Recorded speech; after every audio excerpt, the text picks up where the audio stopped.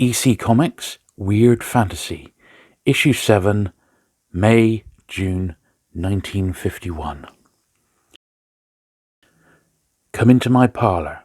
Script by Albert B. Feldstein. Pencils and inks, Jack Kamen. From out of the future she appeared and said, "Come into my parlor." The ambitious young entomologist, Stephen Lamb, wearily pushed his chair back from the typewriter, crushed his cigarette in the ashtray, and removed the sheet of paper from the carriage. Finished, at last, the most complete treatise on spiders ever written. Stephen Lamb leaned back in his chair, eyeing the pile of neatly typed pages stacked beside his typewriter. "I'm exhausted. Haven't slept in 36 hours. Well, it was worth it. This treatise on the characteristics and habits of spiders will make me world famous among entomologists." Stephen's eyes were heavy with lack of sleep. He shook off his drowsiness. "Have to get this manuscript off to my publisher before..." Suddenly, a blinding flash filled the laboratory with intense light. Stephen dove to the floor. "What in blazes?" Stephen lay there panting, waiting for the roof of his laboratory to cave in. After a moment he lifted his eyes and looked about. Standing over him was the most beautiful woman he had ever seen. Who are you?"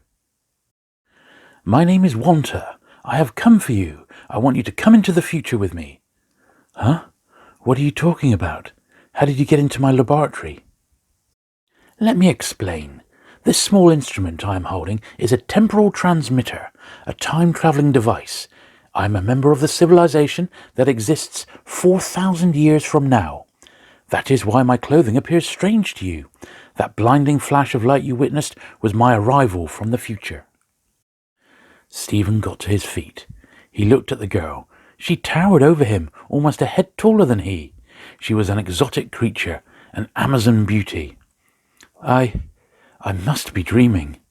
"No, you are not dreaming. You are wide awake. Will you come back with me? The very existence of my civilization is threatened." What can I do?" "You are a man. My civilization no longer has any men. It is entirely female. We cannot exist unless we serve man. That is why we need you." Stephen's eyes opened wide. His thoughts raced wildly. A civilization of Amazon beauties like this one, with no men to serve?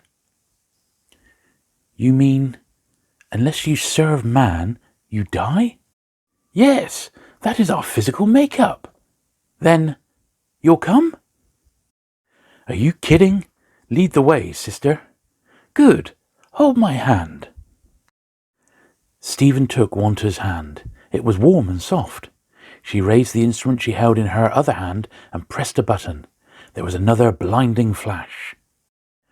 When the dazzling light had subsided and Stephen could see once more, he looked around. Wanta was still holding his hand, but the laboratory had vanished. Instead, they were standing before a shining city, and women, hundreds of women, running towards us. "Ho, my people! I am back, with a man to serve! A man! A man!" They flocked about him. They fingered his clothes, touched his hair, smiled at him. "If I'm dreaming, I don't ever want to wake up." "Come, let us take him to his palace." His palace? Had Stephen heard correctly? They lifted him to their shoulders and carried him towards their sparkling city. Okay, girls, take it easy, take it easy." Through bejeweled gates they carried him. "What do you call this burg, Wanta?" "This is our capital city, Latrodectus." They deposited him before a gleaming white marble palace. "This will be your home. I will show you around." "Thanks, Wanta. Only, must the crowd come too?" Wanta turned to the others and raised her arm. Then, alone, Wanta and Stephen entered the palace. "You can have anything you want. Just ask for it. We will bring you food and drink, entertainment, everything." "This place is the nuts." It's beautiful. Stephen turned to Wanta. He slipped his arm around her, drawing her toward him. And you are beautiful, Wanta. Please, not now. At the feast. Later. Okay, later then. But in the meanwhile, a kiss? Wanta looked at him and smiled. Then, closing her eyes, she placed her full red lips against his. Stephen's head whirled. Wanta turned and walked down the long marble hall of the palace. Stephen's gaze followed the vivacious figure. So, they're going to have a feast in my honour later, eh? This setup is too good to be true. Stephen watched Wanta until she had gone. Then he began to explore the palace. After a while he came upon... Wow, look at that. It was a tremendous gong. The hammer lay before it. Stephen couldn't resist. He picked it up and struck the huge metal disc. The clash resounded through the palace. As the last echo died, from behind a curtain appeared an exotic girl. She carried a tray of fruit upon her head. You signalled the feast to begin? So be it. More girls appeared, each lovelier than the last. They carried trays of meat, nuts, candies, wine. Please, sit here. Where's Wanta? She'll be here soon. Dancing girls appeared. Their weaving bodies, the music, the wine, made Stephen's head spin. Wanta. I want Wanta. Another glass, Stephen? The feast went on. Stephen ate, drank, revelled. The girls, the music, moving, wild, fast, faster, faster. More wine, Stephen? Where's Wanta? The dancing, the shrieking laughter, the drinking, the music, louder and louder. And then, as the excitement reached a crescendo, Stephen? Wanta, you've come. Wanta stood in a curtained doorway. She was ravishing. Stephen staggered through the din towards her. Wanta, sweetheart. In here, Stephen. Outside, the music, the dancing went on. Then, suddenly, everything stopped. Stephen staggered from the curtained room. What's going on? Let's have more music. Come on,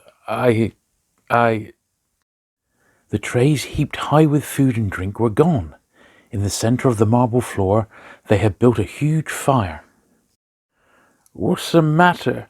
So cold, huh? Bind him to the spit. Strong female hands clutched the dizzy, drunken Stephen. They tied him to a metal post and lifted him. To the fire! Wait, no! Wanta! Wanta! Wanta emerged from the curtained room. Stephen called her. Wanta! Help me! Help me! But it is as I promised, Stephen. My civilization cannot exist without serving man. So now we must cook you and serve you. The flames leaped higher and higher, licking at the struggling Stephen.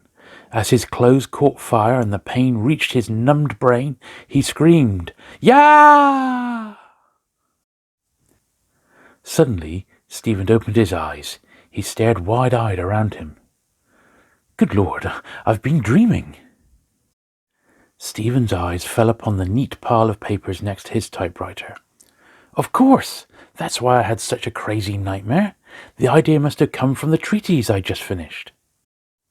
The Black Widow Spider. It is so named because the female Black Widow kills and devours its smaller male mate. Well, I'd better mail this manuscript before... Suddenly, a blinding flash hurled Stephen to the floor. The manuscript papers scattering in every direction. What in blazes? Stephen looked up. A tall, beautiful woman, strangely dressed, stood over him. My dream? No, you are not dreaming. My name is Wanter. I have come for you. Stephen stared at her. On her breastplate was an insignia, a black widow spider. The end.